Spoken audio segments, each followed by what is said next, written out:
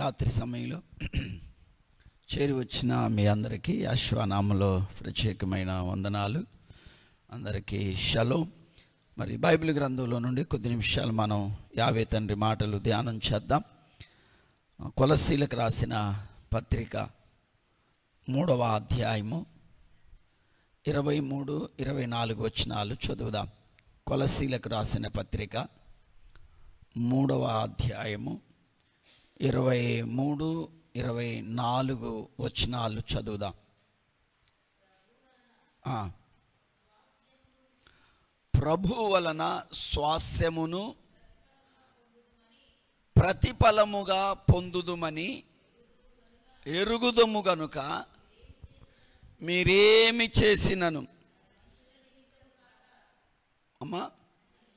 మనుష్యుల నిమిత్తము కాక ప్రభు నిమిత్తమని మనస్ఫూర్తిగా చేయుడి. మీరు ప్రభు అయిన యెహోవాకు దాసులై ఉన్నారు. చాలు. అందరూ మనం ఈ మాటలు గమనిద్దాం. ఇక్కడ దైవజనుడైన పౌలు కొలస్సీ సంఘానికి ఒక పత్రిక రాస్తూ, ఆ కొలస్సీ సంఘానికి రాస్తున్న ఆ పత్రికలో ఏమని మాట్లాడుతున్నాడంటే, మీరు యెహోవా వలన స్వాస్యమును ప్రతిఫలముగా పొందబోతున్నారు. ఒక నిమిషం. ఇప్పుడు యావే తండ్రి మనం చేస్తున్న ఈ భక్తికి, మనం చేస్తున్న ఈ ఆరాధనకి, మన నమ్మకమైన మన జీవితానికి ఆయన మనకిచ్చే ప్రతిఫలం ఏంటి? స్వాస్యముగా అంటే స్వాస్యం అంటే పరలోక రాజ్యాన్ని మనము స్వాస్యముగా పొందబోతున్నాం. కాబట్టి ప్రతిఫలముగా మీరు స్వాస్యమును పొందబోతున్నారు. కాబట్టి మనుష్యులకు చేసినట్లు కాక, మీరు ఏమి చేసినా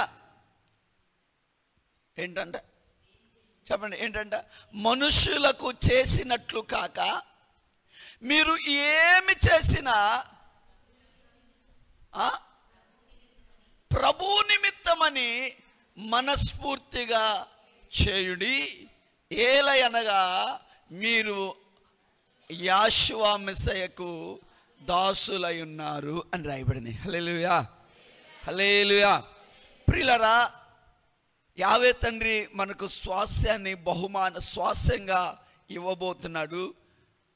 కాబట్టి మనం భూమి మీద ఆయన కొరకు ఏం చేసినా మనుషులకు చేసినట్టు కాకుండా, ఎవరికి చేసినట్టు?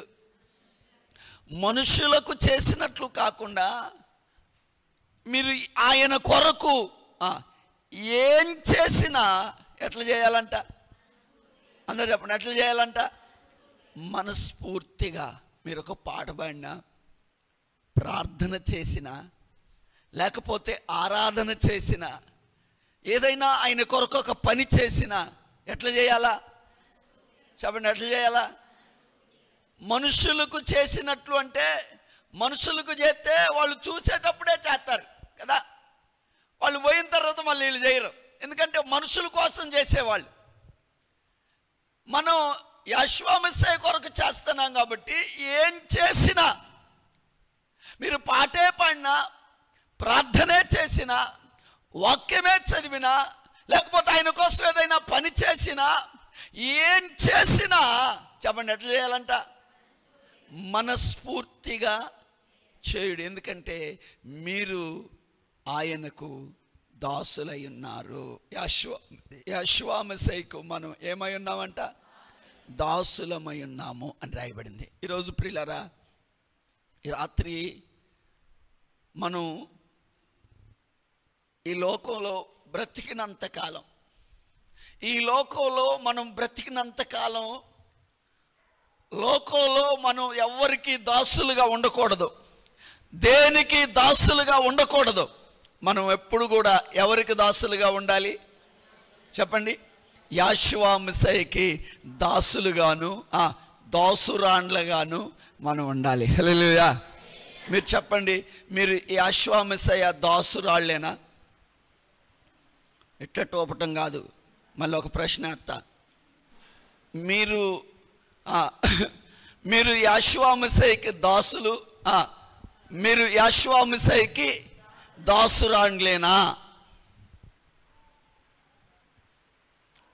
దాసుడు అంటే ఏంటి, దాసురాలు అంటే ఏంటి, అర్థం ఏంటి?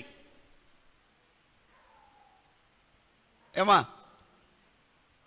ఆయనకు దాసుల్లాగా దాసురాండ్లలాగా మీరు ఏం చేసినా మనస్ఫూర్తిగా చేస్తే పరలోకం అనే స్వాస్యాన్ని మనకి ప్రతిఫలంగా ఇస్తాడంట. హల్లెలూయా. పరలోకం అనే ఆ స్వాస్యాన్ని ప్రతిఫలంగా మనం పొందుకోవాలంటే ఆయన దాసులుగా, ఆయన దాసురాండ్లుగా ఏం చేసినా మనస్ఫూర్తిగా చెప్పండి, ఏం చేసినా మనస్ఫూర్తిగా చేయండి అని రాయబడింది. అంటే దాసుడు దాసురాలంటే ఏంటి? యెహోవా మెస్సీయా యావే తండ్రి అన్నాడు కదా, ఇశ్రాయేలీలు నాకే దాసులు, ఇశ్రాయేలీలు నాకే దాసులు. ఎందుకంటే ఐగుప్తు దేశంలో ఉన్నప్పుడు ఐగుప్తీయులకు దాసులు అయ్యారు. వాళ్ళు ఐగుప్తులో ఉన్నప్పుడు ఐగుప్తీయులకు దాసులు అయ్యారు. కాబట్టి ఆ ఐగుప్తు బానిసత్వంలో ఆ దాసత్వాన్ని విడిపించి ఆ భయంకరమైన కాడిని విరగగొట్టి నేను మిమ్ములను విడిపించాను కాబట్టి ఇక మీరెప్పుడు నాకు చెప్పాలి దాసులుగా ఉండాలి అన్నాడు. హల్లెలూయా. ప్రియులారా, మీరు చూడండి, అపోస్తలుడైన పౌలు, తిమోతి, తీతు, దైవ సేవకులందరూ కూడా ఏమని రాసుకున్నారో తెలుసా? ప్రభుదాసుడను, ప్రభుదాసుడు. అపోస్తలుడైన పౌలు అంటాడు, నేను ప్రభుదాసుడను అన్నాడు. అంటే మన దాసుడు అంటే అర్థం ఏంటో తెలుసా? దాసుడు అంటే తనకంటూ ఏ ఇష్టం ఉండదు, తన యజమానుడు ఏం చెబితే అదే. దాసుడు చేయని వాడి పని అది కాదయ్యా, నేను అట్ట చేయను, లేకపోతే అది నాకు ఇష్టం లేదు అంటానికి. ఎందుకని? దాసుడు. ఇప్పుడు మీరు చెప్పండి, మీరు దాసులేనా, దాసురాండ్లేనా? అబ్బో అట్టయితే కాదు కదా. ప్రియులారా, ఈ రాత్రి దేవుని కొరకు మనం దాసులుగా బ్రతికితే వారి జీవితాల్లో కలిగే ఆశీర్వాదాలు ఏంటో ఈ రాత్రి నేను ఒక 4 విషయాలు చెబుతాను మీకు. చాలామంది దేవుని దాసులుగా, దేవుని దాసురాండ్లుగా బతకరు. వాళ్ళు ఇష్టం వచ్చినట్టుగానే బతుకుతారు. దేవుణ్ణి యజమానిగా పెట్టుకొని, అయ్యా నీవు నాకు యజమానుడవు, నేను నీ దాసుడను, కాబట్టి నాకు నీ మాటల చొప్పున నేను నడుస్తానయ్యా అని యజమానిగా పెట్టుకొని నడవరు. కానీ ఒక విశ్వాసి యావే తండ్రిని యజమానిగా పెట్టుకొని నువ్వు దాసురాలుగా, దాసుడుగా బ్రతికితే ఆయన నీ జీవితంలో కలుగజేసే ఆశీర్వాదం ఏంటి? తన దాసులకు, తన దాసురాండ్లకు ఏ ఆశీర్వాదాన్ని ఇస్తాడు ఆయన? చదువుదాం బైబిల్ గ్రంథంలో నుండి అపోస్తుల కార్యాల గ్రంథం, అపోస్తుల కార్యాల గ్రంథము 2వ అధ్యాయం 18వ వాక్యం చదువుదాం. అపోస్తుల కార్యాల గ్రంథం 2వ అధ్యాయం 18వ వాక్యం.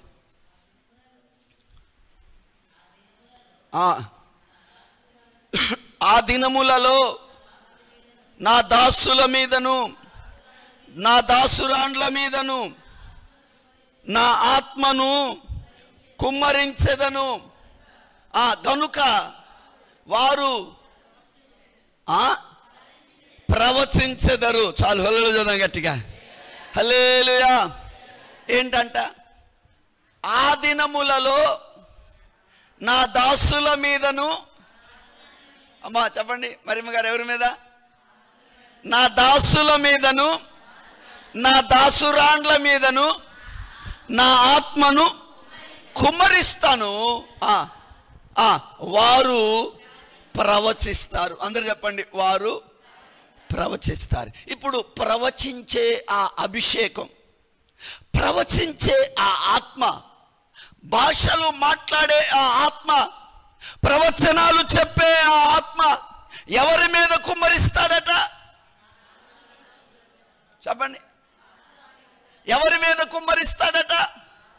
దాసుల మీదను దాసురాండ్ల మీదను నేను నా ఆత్మను కుమ్మరిస్తాను, వారు ప్రవచనం ఎత్తి పలుకుతారు. హల్లెలూయా, హల్లెలూయా. ఈరోజు ప్రియులారా, నీ మీద పరిశుద్ధాత్మ దిగి రావాలంటే నువ్వు ప్రవచనాలు పలకగలిగే ఆ ఆత్మ నీ మీద కుమ్మరించబడాలంటే ఎవరి మీద ఆయన కుమ్మరిస్తాడు తన ఆత్మను? దాసుల మీదను దాసురాండ్ల మీదను. ఈ రాత్రి ప్రియులారా, నువ్వు పరిశుద్ధాత్మ నువ్వు బాప్తిస్మము పొందుకొని కూడా ఇంకా పరిశుద్ధాత్మను ఎందుకు పొందుకోలేకపోతున్నావో తెలుసా? నీవు దేవుని దాసురాలుగా బ్రతకలేకపోతున్నావు, దేవుని దాసుడుగా నువ్వు బ్రతకలేకపోతున్నావు. అందుకే ఆయన ఎవరి మీద పడితే వాళ్ళ మీద కాదంట. ఎవరి మీద అంట? తన దాసుల మీదను దాసురాండ్ల మీద. అదే మాట అపోస్తల కార్యాల గ్రంథంలోనే 5వ వచనంలో 5వ అధ్యాయంలో 32వ వచనం చూడండి. 5:32. మేమును యావే తనకు విధేయులైన వారికి అనుగ్రహించిన పరిశుద్ధాత్మ. చాలు, హల్లెలూయా. పరిశుద్ధాత్మ ఎవరికి అనుగ్రహించాడు? పరిశుద్ధాత్మ ఎవరికి అనుగ్రహించబడుతుంది? పరిశుద్ధాత్మ తనకు విధేయులైన వారికి అనుగ్రహించబడిన పరిశుద్ధాత్మ. అర్థమవుతుందండి? అంటే పరిశుద్ధాత్మ ఎవరి మీద బలంగా కుమ్మరించబడుతుంది? ఎవరు బలమైన అభిషేకాన్ని పొందగలుగుతారు? ఆత్మలో ఎవరు ఆనందించగలుగుతారు? ఆత్మలో ఎవరు నింపబడతారు? ఆ ఆత్మ ద్వారా ఎవరు ప్రవచనం చెప్పగలుగుతారంటే తన దాసుల మీదను దాసురాండ్ల మీదను నా ఆత్మను కుమ్మరిస్తాను. దాసుడు అంటే ఎవరో తెలుసా? తనకు విధేయుడు. చెప్పండి, తనకు విధేయులైన వారందరి మీద పరిశుద్ధాత్మ దిగుతాడు. హల్లెలూయా. ఈరోజు ప్రియులారా, నువ్వు ఇంకా పరిశుద్ధాత్మ అభిషేకాన్ని పొందకపోతే, ఒకవేళ దేవునికి విధేయతగా ఉండలేకపోయావేమో, ఇంకా అవిధేయతలో బ్రతుకుతున్నావేమో, దేవుని దాసురాలుగా బ్రతకలేకపోతున్నావేమో, ఈ రాత్రి అడుగు, నీ దాసురాలుగా నేను బ్రతుకుతానయ్యా, నీ దాసుడుగా నేను బ్రతుకుతానయ్యా అని నువ్వు చెప్పగలిగితే నీ మీద ప్రవచనాత్మ కుమ్మరించబడుతుంది. హల్లెలూయా. తనకు విధేయులైన వారందరి మీద, తన దాసుల మీద, తన దాసురాండ్ల మీద ఆయన తన ఆత్మను కుమ్మరిస్తే వాళ్ళందరూ చెప్పండి ఏం చేస్తారు? ప్రవచిస్తారు. ప్రవచిస్తారు అంటే దాసులుగా బ్రతికితే మొదటి ఆశీర్వాదం ఏంటి? దాసులుగా దాసురాండ్లుగా మనం బ్రతికితే మొదటి ఆశీర్వాదం ఏంటి?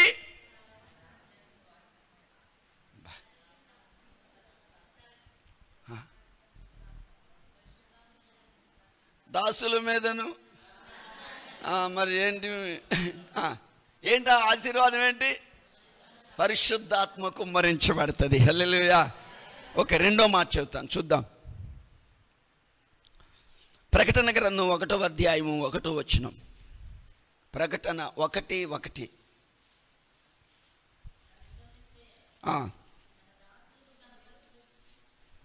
యెహోవా తన దాసులకు కనపరచుటకు యావే ఆయనకు అనుగ్రహించిన ప్రత్యక్షత, ఈ సంగతులు త్వరలో సంభవించనయున్నవి.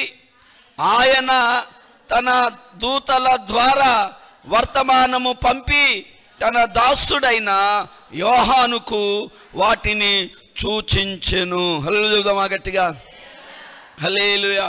ఇక్కడ చూడండి, ఒక మాట ఏముందంటే ప్రత్యక్షత అని ఉంది. ఏంటదండి? ప్రత్యక్షత. ఆ ప్రత్యక్షత అన్న దగ్గర 2 అనే అంకేసింది. 2 అనే అంకేసింది. ఏంటది? ప్రత్యక్షత అంటే ఏంటది? ప్రకటన. ఏంటి ప్రకటన అంటే? ఏంటి ప్రత్యక్షత అంటే? అంటే ఇదిగో నేను ఏ సంగతులు అయితే చెప్పబోతున్నానో అవి త్వరలో సంభవించబోయేవి. ఇప్పుడు జరిగినవి కావు. ఎప్పుడు? భవిష్యత్తులో. అందరు చెప్పాల, భవిష్యత్తులో జరగబోయాయి. ఇప్పుడు ఈ భవిష్యత్తులో జరగబోయే ఈ సంగతులను ఎవరికి చెబుతాడంట? భవిష్యత్తులో జరగబోతున్న ఈ సంగతులు, ఈ ప్రత్యక్షత,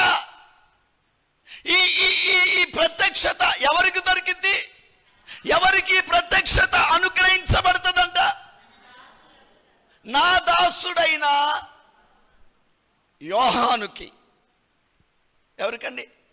నా దాసుడైన యోహాను అని రాయబడింది. అంటే ఇప్పుడు ఈ ప్రకటన గ్రంథం అంతా ఎవరు రాశారు? చెప్పాలి, ఎవరు రాశారు? యోహాను రాశాడు. ఎలా రాశాడు? కళ్ళు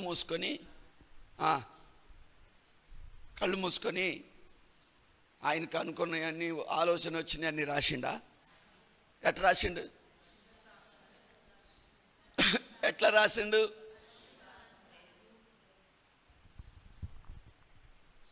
త్వరలో సంభవించబోయే ఈ సంగతులు యోహాను ఒకరోజు పద్మాసు దీపం, అంటే యోహానుని చంపాలనుకున్నారు. యోహానును చంపాలనుకొని చాలా చిత్రహింసలు పెట్టినా యోహాను చచ్చిపోట్ల. బాగా సలసలా కాగే నూనెలో పడేశారు, అయినా యోహాను చనిపోట్ల. అప్పుడు యోహాన్ని తీసుకెళ్ళి ఏం చేస్తారంటే పద్మాసు దీపంలో పడేశారు. పద్మాసు దీపం ఎందుకంటే ద్వీపం అంటే తెలుసా? ద్వీపం అంటే చుట్టూ నీళ్లుంటాయి, మధ్యలో ఒక ఒడ్డు ఉంటుంది. సముద్రంలో చుట్టూ నీళ్లుంటే మధ్యలో ఒక ఒడ్డు ఉంటుంది, అది ద్వీపం అంటారు. అక్కడ పడేశారు. ఎందుకంటే ఆ సముద్రంలో వచ్చే పాములు, తేళ్లు, విషపు జంతువులు ఆ నదిలో ఆ సముద్రంలో కొట్టుకొచ్చి ఏదైనా ఒక ఒడ్డు దొరికితే అక్కడికి ఎక్కి ఉన్నట్టుగా ఏదో ఒక విషపు జంతువు కరిచో ఏదో తినో వాడే చచ్చిపోతాడని యోహానుని పద్మాసు దీపంలో వేశారు. ఎందుకంటే యోహాను సువార్త ప్రకటిస్తున్నాడని. ఈ రోజుల్లో కూడా ప్రియులరా మనం చూస్తున్నాం, సువార్త ప్రకటిస్తున్న సేవకులకి ఎన్ని ఇబ్బందులు, అవసరమైతే చంపుతున్నారు కదా. పగడాల ప్రవీణ్ కుమార్ వైరల్ అవుతుంది పెద్ద, మరి ఆయన యాక్సిడెంట్ అంటున్నారు, కానీ కొంతమంది చంపారు అంటున్నారు. చంపారు, యాక్సిడెంటో మొత్తం మీద తెలియదు, కానీ భయంకరంగా యాషువా మెస్సీయ కొరకు బ్రతుకుతున్నటువంటి ఈయన మరి చంపబడ్డాడు. మరి అలాగనే యోహాను కూడా చంపాలనుకున్నారు, కానీ వాళ్ళు చంపలేకపోయి పద్మాసు దీపంలో వేస్తే ఆ పద్మాసు దీపంలో ఒక రోజున బైబిల్లో రాయబడింది, ప్రార్థన చేసుకుంటున్నాడంట. ప్రార్థన చేస్తూ ఉంటే అక్కడ బైబిల్లో రాయబడిన మాట ఏంటంటే ప్రభు దినాన ప్రార్థన చేస్తుండగా పరవశించిపోయాడంట. ఏమయ్యాడంటండి? పరవశించు అంటే ఆత్మతో నింపబడి పరవశించేసరికి అప్పుడు ఒక స్వరం వినబడింది, యోహాను ఇదిగో ఇక్కడికి ఎక్కిరా. ఎక్కడికి? పరలోకం నుండి ఒక స్వరం వినబడతా ఉంది. ఆ స్వరం ఏమంటుందంటే యోహాను ఇదిగో నువ్వు ఇక్కడికి ఎక్కిరా, జరగబోయే సంగతులు నేను నీకు చూపిస్తా. చెప్పకూడదాం గట్టిగా. యోహాను విని రాసిని కాదు, ఏమి రాసిని? చూచి రాశాడు. జరగబోయే సంగతులు నేను చూపిస్తాను అంటే ప్రత్యక్షత, అంటే ప్రత్యక్షంగా కళ్ళకు కనబడిన వాటిని వ్రాశాడు. అంటే ఈ జరగబోయే ఈ ప్రత్యక్షత యోహానుకి ఎలా దొరికింది? యోహాను దాసుడు. హల్లెలూయా గట్టిగా. ప్రియులరా, ఈరోజు మనం కూడా దేవునికి దాసులుగా బ్రతికితే ఆయన మనకు కూడా ఒక ప్రత్యక్షత అనుగ్రహిస్తాడు. మీకు మంచి మాట చెబుతాను.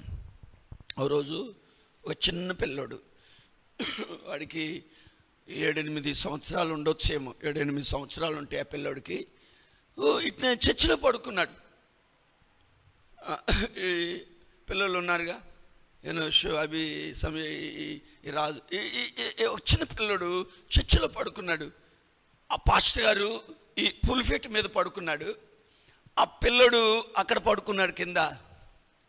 ఈ లోపల నిద్రపోతున్నప్పుడు పాస్టర్ గారు పిలిచినట్టు అనిపించిందంట. ఆ పిల్లగాడు లేచి అడిగాడు, అయ్యా నన్ను పిలిచారా? వచ్చాను అన్నాడు. ఆ పాస్టర్ గారు అన్నాడు, నేను పిలవలేదురా, పోయి పడుకో అన్నాడు. ఆ పిల్లడు పోయి పడుకున్నాడు. మళ్ళా రెండోసారి వినబడింది పిలిచినట్టు.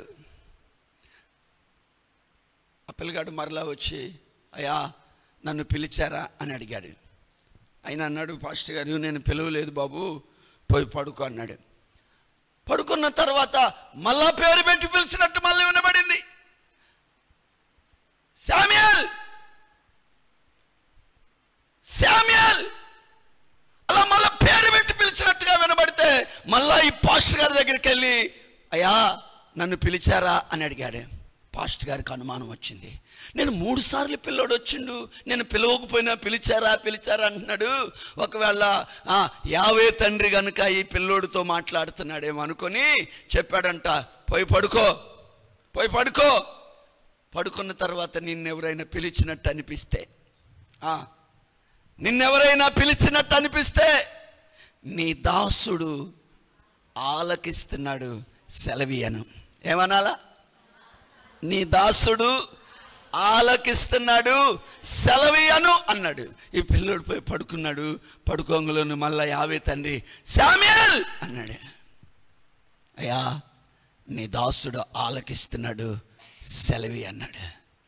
భవిష్యత్తులో జరగబోయే సంగతులన్నీ ఆ పైన పెద్ద దైవ సేవకుడు ఉన్నాడు. ఆయనకు ఒక 2 కుమారులు ఉన్నారు సేవ చేసేవాళ్ళు. ఆయనకి ఆ ప్రత్యక్షత రాలా, ఆ పిల్లోళ్ళకి ఆ ప్రత్యక్షత రాలా. బాలుడైన సమూయేలుకి యావే తండ్రి ప్రత్యక్షత ఇచ్చాడు. హల్లెలూయా. ఎందుకనంటే ఆ శామ్యూయేలు పలికిన మాట ఏంటంటే, నీ దాసుడు ఆలకిస్తున్నాడు, సెలవి. మిమ్మల్ని నిజంగా మీరు హృదయపూర్వకంగా చెప్పండి, ఎప్పుడైనా నువ్వు మందిరంలోకి వచ్చి కూర్చున్నప్పుడు వాక్యం వినబోతుండగా, అయ్యా నీ దాసురాలు ఆలకిస్తుంది, నీ దాసుడు ఆలకిస్తున్నాడయ్యా, ఈ రాత్రి నాతో ఏం మాట్లాడతావో నాకు సెలవి అయ్యా, నీ దాసుడునయ్యా, నీ దాసురాలను ప్రభువా, నీ దాసురాలు ఆలకిస్తా ఉంది, నీ దాసుడు ఆలకిస్తున్నాడు, సెలవి అని ఎప్పుడన్నా చెప్పగలిగావా? అందుకే ఎన్ని వాక్యాలు విన్నా ఆ ప్రత్యక్షత నీ లోపలికి ఎందుకు రావట్లేదంటే, వచ్చావు ఏదో వినాలంటున్నా కానీ దాసురాల్లాగా అయ్యా ఈరోజు నాకు ఏమి సెలవిస్తావో, ఈ రాత్రి నాతో ఏం మాట్లాడతావో నీ దాసురాలు ఆలకించటానికి రెడీగా ఉందయ్యా, మీ దాసుడు వినటానికి సిద్ధంగా ఉన్నాడయ్యా, నాతో మాట్లాడయ్యా అని నువ్వు చెప్పగలిగితే ప్రత్యక్షత నీకు అనుగ్రహించబడుతుంది. హల్లెలూయా, హల్లెలూయా. ఈరోజు ప్రియులారా, తన దాసురాండ్లకు ఆయన తన ప్రత్యక్షత అనుగ్రహిస్తాడు. శామ్యూయేల్ చిన్న పిల్లడు, మహాగనులు ఉన్నారు, పాస్టర్ గారు పెద్దోడు, తలబండి నాయన ఉన్నాడు, 2 కొడుకులు ఉన్నారు. వాళ్ళ దగ్గరికి రాలా ప్రత్యక్షత, ఎవరి దగ్గరికి వచ్చింది? బాలుడైన. ఎందుకు? పెద్దవాళ్ళకి తెలియని సంగతులు చిన్నవాళ్ళు నడబాయ్, మాకు తెలియకుండా నీకు తెలుసారా పిల్లోడికి? మరి పిల్లోళ్ళకి తెలుతాయా పెద్దవాళ్ళకి తెలుతాయా? పిల్లోడు పెద్దోడు కాదు, తన దాసులకు ఆయన తన ప్రత్యక్షత అనుగ్రహిస్తాడు. హల్లెలూయా చెబుదాం గట్టిగా, హల్లెలూయా. ఈరోజు ప్రియులారా, యావే తండ్రి ప్రత్యక్షతను మనం పొందుకోవాలి. ఆయన వాక్య ప్రత్యక్షత సమృద్ధి అయిన వాక్యం మనకు వినబడతా ఉంది, సమృద్ధిగా వాక్యం ప్రకటించబడతా ఉంది. కానీ ఆ ప్రత్యక్షతను మనం పొందుకోలేకపోతున్నామంటే దాసురాళ్ళుగా ఉండలేకపోతున్నాం. అందుకే మనం ఆ ప్రత్యక్షత పొందలేకపోతున్నాం. కాబట్టి 1, తన దాసుల మీద తన ఆత్మను కుమ్మరిస్తాడు. 2, తన దాసులకు ఆయన తన ప్రత్యక్షత అనుగ్రహిస్తాడు. 3వ మాట చెబుతాను, చూద్దాం బైబిల్ గ్రంథంలో. ప్రకటన గ్రంథం 7వ అధ్యాయము 3వ వాక్యం. ప్రకటన గ్రంథము 7వ అధ్యాయము 3వ వాక్యం.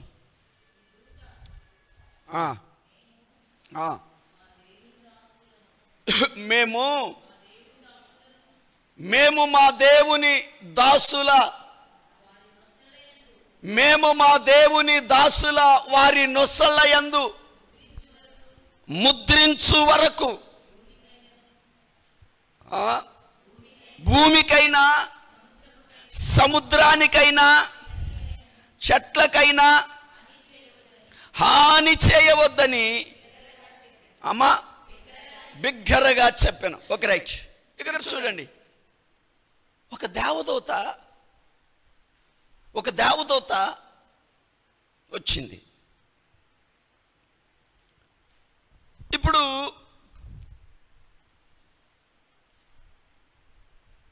ఆకాశం నుంచి ఒక నక్షత్రం ఊడి ఆ పాతాళంలో పడదంట. ఒక కొలిమి లాంటి కొలిమిలో పడిందంట. ఆ నక్షత్రం పడగానే ఆ పాతాళం తెరవబడితే ఓ పెద్ద కొలిమిలో నుండి వచ్చిన పొగ లాంటి పొగ వచ్చిందంట. ఒక పొగ ఆ పొగలో నుంచి మిడతలు బయలుదేరాయంట. ఏం బయలుదేరాయండి? మిడతలు అమ్మా వినాలి, నాకెళ్ళి కళ్ళు తెరిచి వినండి. మిడతలు బయలుదేరాయంట. ఆ మిడతలు ఎలాంటి అంటే భయంకరమైనటువంటి మిడతలు అవి కుడితే 5 నెలలు ఒక మనిషిని తేలు కుట్టినప్పుడు ఉండే ఆ బాధ ఎలాంటిదో 5 నెలల ఆ బాధ ఉంటుందంట. మనుషులు మరణాన్ని వెతుకుతారంట. అమ్మో ఈ బాధ నేను పడలేను, చచ్చిపోదాం అని మరణాన్ని వెతుకుతారంట. కానీ మరణము వాళ్ళను చూచి పారిపోద్దంట. నువ్వు రైలు కింద పడ్డా సావు, గడ్డి ముందు తాగినా సావు, అసలు సావాలని ఎన్ని ప్రయత్నాలు చేసినా సావు. 5 నెలలు ఆ బాధ అనుభవించాల్సిందే తప్ప మరణం అనేది రాదు. ఈ మిడతలు బయలుదేరితే అప్పుడు దేవదూత వచ్చి అంటుంది, ఆగండి, కొద్దిసేపు ఆగండి. ఇదిగో మేము మా దేవుని దాసుల వారి నొసళ్ళ యందు, దేవుని దాసుల నొసళ్ళ యందు మేము ముద్రించే వరకు మీరు చెట్లకే కానీ భూమికే కానీ దేనికి మీరు హాని చెయ్యొద్దు అన్నాడు. అంటే వినండి, ఇప్పుడు ఈ మిడతలు ఎవరిని కొడతాయి? లుదేమ్మ గారు కనబడుతుందా ఏమన్నా ప్రత్యక్షత?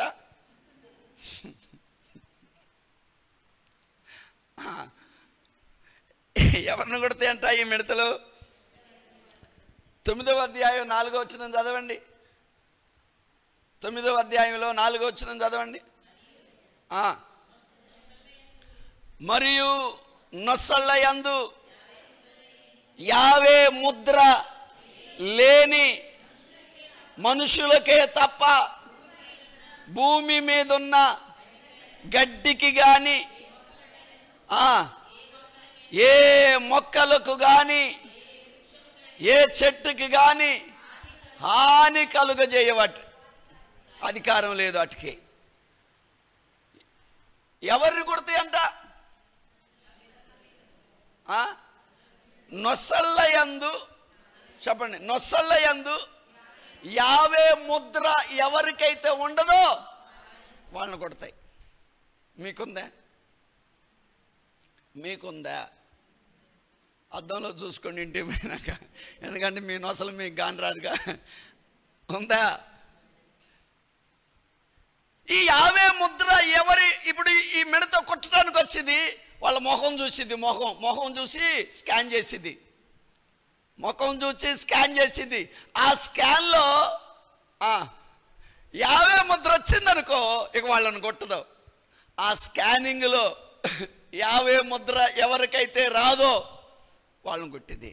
ఇప్పుడు చెప్పండి, ఈ యావే ముద్ర ఎవరికి ఉంటుంది?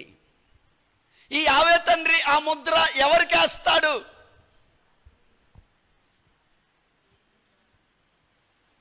ఎవరికమ్మా? మీకేనా? చెప్పండి, ఎవరైనా చెప్పండి పైన. అమ్మా చెల్లి లక్ష్మి చెప్పండి రా, ఎవరికి? యావే తండ్రి ముద్ర గనక నీ నొసల మీద లేకపోతే ఆ భయంకరమైన మిడతలు కొడతాయి. ఇప్పుడు ఆ మిడతలు కొట్టబోయేసరికి ఆయన ఆగండి, నా యావే దాసుల నొసల మీద ముద్రించేంత వరకు మీరు ఆగండి అని చెబుతాడంట. ఇప్పుడు చెప్పండి, ఎవరి నొసల మీద ముద్ర వేయబడింది? చెబుదాం గట్టిగా, యావే దాసులు. హల్లెలూయా. నువ్వు యావే తండ్రికి దాసురాలుగా నువ్వు ఉంటే నీ నొసటి మీద ఏమేస్తాడు యావే తండ్రి? ముద్ర, ముద్ర, ముద్ర. మీరు చూడండి, మీరు ఎప్పుడన్నా సంతకు పోయారా? సంతకి మేము ఎందుకు పోతామండి కదా, మీరు పోయారా? నేను కూడా పోయినా సంతకి మీకోసమే. సంతలో చాలా దూరం, రాజమండ్రి అటు పెద్ద పెద్ద ప్రాంతాల నుంచి లారీలు వేసుకొని వస్తారు. సేట్లు వచ్చి అక్కడ పశువులను కొంటారు. కొన్న తర్వాత ఈయన దీన్ని కొన్నాడు అంటానికి గుర్తేంటి తెలుసా? ముద్ర వేస్తాడు. మేము పోయి ఇది అమ్ముతామంటే అది అయిపోయింది అంటున్నాడు. ఇందాక ముద్ర చూసుకో అంటాడు. అంటే వీళ్ళు దేవుని మనుషులు అమ్మా, వీళ్ళు దేవునికి సంబంధించిన మనుషులు, లేకపోతే వీళ్ళు సైతాను మనుషులు. వీళ్ళు దేవుని మనుషులు అంటానికి గుర్తేంటి చెప్పండి? దేవుని ముద్ర వాళ్ళ నొసల మీద వేస్తాడు ఆయన. హల్లెలూయా. అంటే ఇప్పుడు దేవుని ముద్ర ఎవరి నొసల మీద వేస్తాడు? ఎవరైతే తనకు దాసురాళ్ళుగా బ్రతుకుతారో ఆయన వారి నొసల మీద ముద్ర వేస్తాడు. వారిని ఏ ఆపద సంభవించదు. హల్లెలూయా. ఏ మిడతలు వారిని కొట్టవు. హల్లెలూయా, హల్లెలూయా. కాబట్టి ప్రియులారా, ఇది మూడవ ఆశీర్వాదం ఏంటది? ఒకటి తన దాసురాండ్ల మీద తన ఆత్మను కుమ్మరిస్తాడు. 2 జరగబోయే ఆ ప్రత్యక్షత తన దాసులకు ఆయన అనుగ్రహిస్తాడు. 3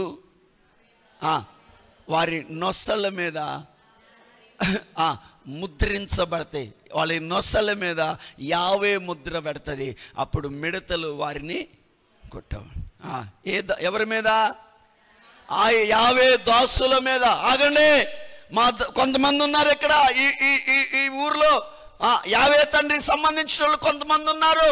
ఆగండి, మేము వాళ్ళ నొసల మీద ముద్ర వేసిన తర్వాత మీరు బయలుదేరదు. కానీ దేవదూతలు వచ్చి నొసల మీద ముద్ర వేసిన తర్వాత ఇప్పుడు ఈ బయలుదేరి ముద్ర లేని వాళ్ళని కొడతాయి. ఇప్పుడు ఎవరెవరికి ముద్ర ఉంటుంది, ఎవరెవరికి ముద్ర ఉండదు? మరి యావే దాసురాలువేనా? ఏమో అండి, యావే దాసురాలేనా మీరు? ఆయన దాసుల మీద, దాసురాళ్ళ మీద. ప్రియులరా, 4వ మాట చెప్పి నేను ప్రార్థన చేస్తాను. చదువుదాం బైబిల్ గ్రంథంలో ప్రకటన గ్రంథం 22వ అధ్యాయం. ప్రకటన 22వ అధ్యాయము 4వ వాక్యం చదువుదాం. ప్రకటన 22వ అధ్యాయము 4వ వాక్యం.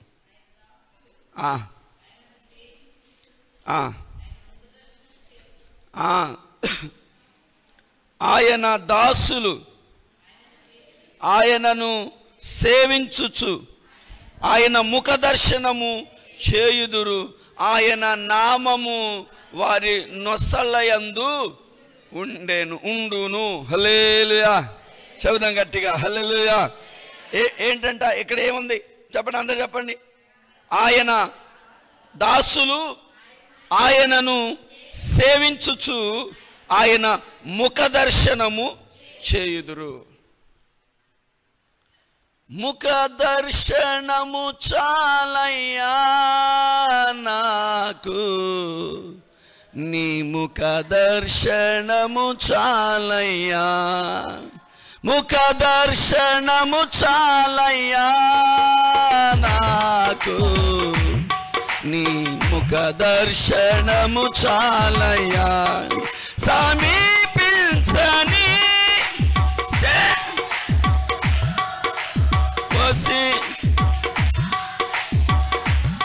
ఆమేన్. సమీపించని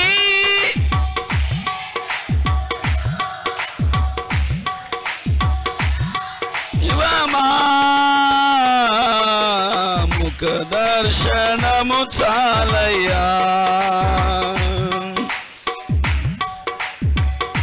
చాలయ్యా నాకు, క్షణము చాలయ్యా. హల్లెలూయా. ముఖ దర్శనం అంటే ఏంటి? ముఖ దర్శనం అంటే ఏంటి? సమీపించరాని తేజస్సులో అపోస్తలుడైన పౌలు తిమోతికి పత్రిక రాస్తూ అంటాడు, యావే తండ్రి అంటే ఏమనుకుంటున్నారు మీరు? యావే తండ్రి అంటే సమీపించరాని తేజస్సు. సమీపించరాని తేజస్సులో అమరత్వము గలవాడై ఉన్నాడు. అంటే సమీపించరాని తేజస్సు అంటే ఎవరు ఆయన దగ్గరికి వెళ్ళలేరు. అదేంటది? అగ్ని. మరి సమీపించరాని ఈ తేజస్సులో వసించే ఆయన ముఖాన్ని ఎవరు చూడగలుగుతారు? ఏమా, ఒకరోజు యావే తండ్రితో ముఖాముఖిగా మాట్లాడాడంట ఒక ఆయన. ఎట్లా ముఖాముఖిగా మాట్లాడా? ఎవరైనా? మోషే. మనుష్యుడు మనుషునితో మాట్లాడినట్టు. అబ్బబ్బబ్బబ్బా, ఆ వాక్యమే అద్భుతం అండి. మనుష్యుడు మనుషునితో మాట్లాడినట్టు. మనం ఎట్లా మాట్లాడుకుంటాం? నీకెళ్ళి నేను చూసుకుంటా, నాకెళ్ళి నువ్వు చూసుకుంటా, నా ముఖం నువ్వు నీ ముఖం చూసుకుంటా. మనం మనుష్యుడు మనుషునితో మాట్లాడినట్టు మోషే. అమ్మా మారతమ్మ గారు, ఎట్టంటమా? అందుకే మరి వినాలా. మనుష్యుడు మనుష్యునితో మాట్లాడినట్లు ముఖాముఖిగా మోషే మాట్లాడుతున్నాడు. ఆ ముఖాముఖిగా మాట్లాడిన మోషే ఒకరోజు అన్నాడంట, ప్రభువా మరి తలకాయ ఉంచుకొని చూసిండో మరి అటు చూసిండో, నీ ముఖం చూడాలయ్యా అన్నట్టు. మళ్ళీ ఏమన్నాడు? నీ ముఖం చూడాలయ్యా అంటే యావే తండ్రి అన్నాడు, మోషే నా ముఖం చూస్తే నువ్వు బతకవు. నా ముఖం చూసినాడు ఎవడు బతకడు. నువ్వు నా ముఖం చూడాలని ఆశ ఉంది కాబట్టి ఇదిగో నేను నిన్ను ఒక బండ సందులో పెడతా. బండ సందులో, ఆ బండ సందులో ఉండు. నిన్ను దాటిపో, నా చేయి నిన్ను కప్పుతా, నా చేతితో నిన్ను కప్పుతా, నిన్ను దాటి వెళ్ళిపోతానే. అప్పుడు నా వెనక భాగాన్ని, పార్శ్వ భాగాన్ని మాత్రమే చూడగలుగుతూ కానీ నా ముఖం చూడలేవన్నాడు. మోషే 42 సార్లు 40 రోజులు యావే తండ్రితో గడిపిన మోషేతోనే యావే తండ్రి అంటున్నాడుగా, నా ముఖం చూసి నువ్వు బతకలేవయ్యా, నేను బండ సందులో పెడతా, నా చేయి అడ్డం పెడతా, కొంచెం నా మొహం కాదు వీపు చూడు నేను నిన్ను దాటిపోయేటప్పుడు అన్నాడు. అంత సమీపించరాని తేజస్సు యావే తండ్రి అంటే. మరి ఆ సమీపించరాని తేజస్సు అయిన యావే తండ్రి ముఖ దర్శనం ఎవరు చేయగలుగుతారు? అమ్మా ఈరోజు అలా ఆ రోజు మోషే చూడలేకపోయిన ముఖాన్ని, ఆ ప్రవక్తలు చూడలేకపోయిన ముఖాన్ని ఒకరోజు మనం చూడబోతున్నాం. చవలు కొడదాం గట్టిగా. ఒకరోజు ఆయన ఉన్నట్టుగానే, ఆయన ఎలా ఉంటాడో ఈరోజు నీడను చూస్తున్నాం.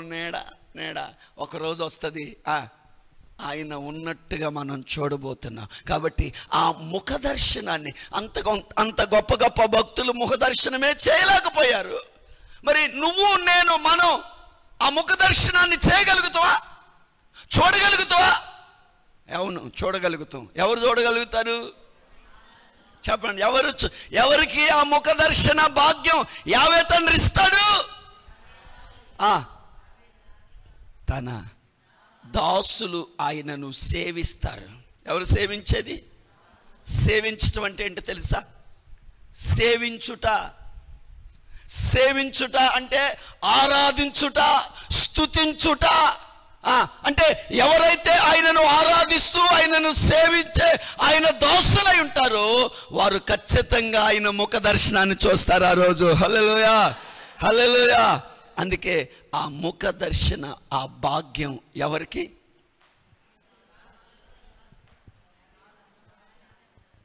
గట్టిగా చెప్పండి అమ్మా.